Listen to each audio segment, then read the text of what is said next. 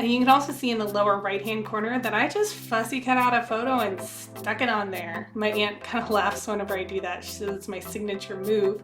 And I really only do it because I am obsessed with cramming as many photos on the page as I possibly can, to a somewhat ridiculous extent.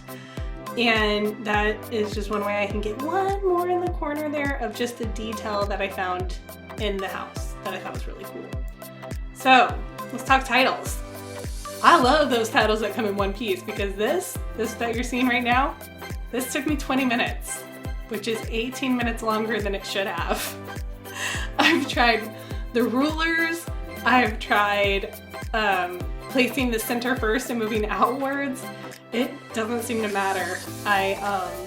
Especially when you have like narrower letters like the I, I'm gonna freak out about it anyhow. So go ahead and let me know what your genius, life-changing suggestion is, because I definitely need it. And again, on this one, more florals than usual, because Jefferson, as it turns out, was an avid gardener, and there were just butterflies and flowers around every corner, and I wanted to capture that too, even though I didn't take a photo of it.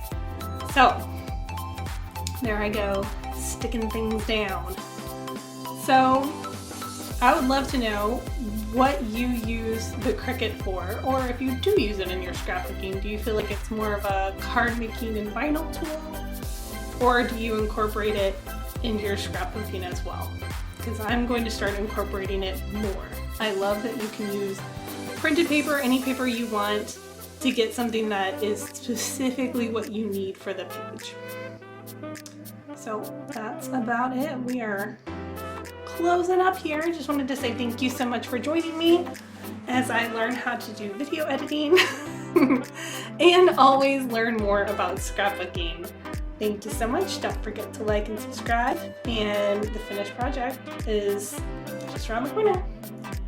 Bye.